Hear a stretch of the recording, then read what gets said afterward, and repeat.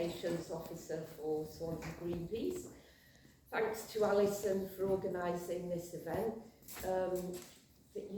They did show the cost of living film in Bridgend a couple of weeks ago. I mentioned that earlier. Yes, you probably mentioned a lot of this earlier, is it?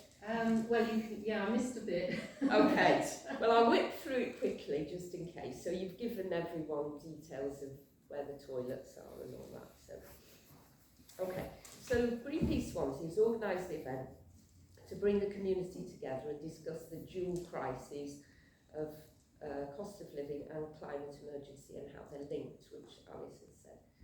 So the documentary tells the story of volunteers in food banks and community centres across the Rother Valley. There was one community centre at the beginning, I think in Manchester as well, and Sunnyside one. So.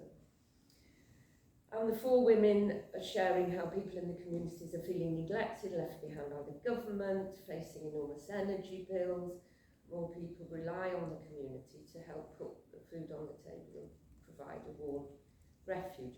So, you know, presumably we're going to be addressing here now today, how much do we expect the government, or we need to put pressure on the government to solve this for us?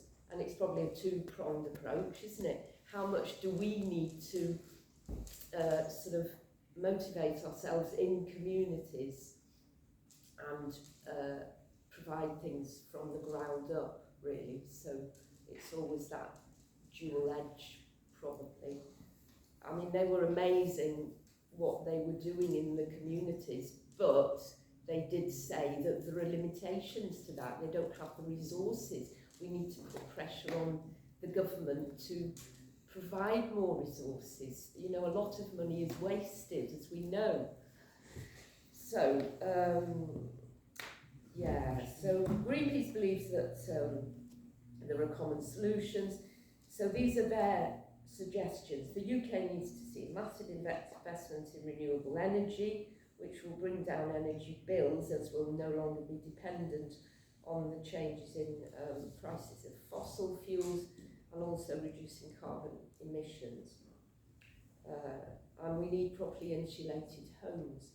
I run a little Friends of the Earth group in Neath Talbot as well.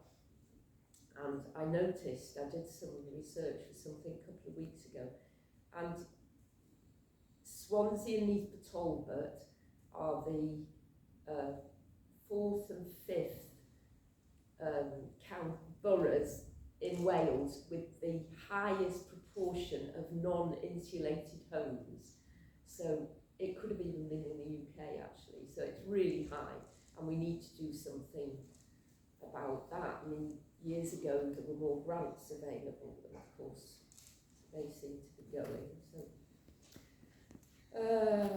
So we also need a meaningful windfall tax on the profits that the energy companies and fossil fuels industries have made over the last few months. I mean, it's just criminal what the profits are of these companies, and you know, I think the government just runs scared of not wanting to annoy. There was a figure at the end which was in such small I couldn't print, see that. I was straining. I think the profits of the fossil fuel companies are something like 170 billion, and then to roll out insulation, I'm not sure anyway, but one of the figures for rolling out insulation is about 55 billion. So it should be a no-brainer. Exactly. And I think a lot of these companies are so powerful, they're holding the government to ransom, you know. But something's got to be done. So, and then Greenpeace also suggests people need to be provided with skills and training for a green energy revolution. I mean, we are in in a state of flux about a lot of things at the moment, and we need to make sure that the changes are for the better. This is our opportunity now, you know. It kind of gets worse before it gets better, I think, but we are sort of clinging on a bit. So, we have some speakers. We have MP Geraint Davis, Swansea West, Labour MP, who is going to start off the debate with a little talk, and then we have, do you want to go next after that, Brian? Yeah, Brian Jones, Greenpeace member and board member of Awalaman Towie, in which I have shares, and the wind farm up in the Swansea Valley, and EGNI, a rooftop solar community energy scheme, and then Kerith Griffiths, branch secretary of the local firefighters union. Okay.